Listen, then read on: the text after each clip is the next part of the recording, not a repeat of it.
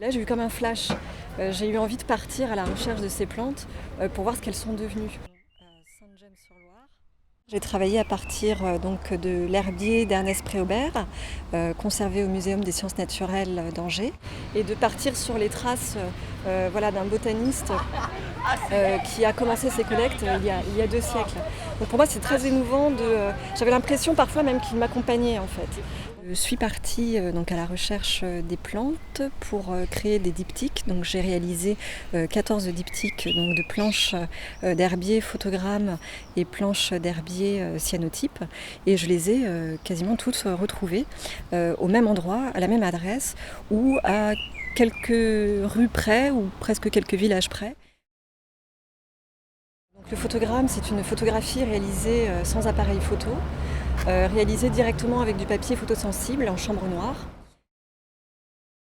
Donc, le cyanotype, c'est le procédé de tirage ancien qui révèle des images en bleu, qui est travaillé donc avec du papier imbibé d'ammonium et de potassium et que j'expose ensuite au soleil au-dessus d'une lampe UV.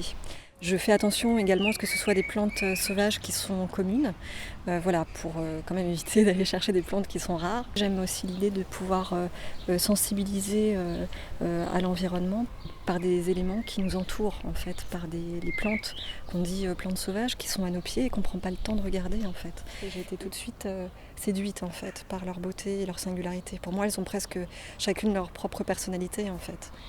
Et elles se révèlent en plus différemment selon le photogramme, selon le cyanotype.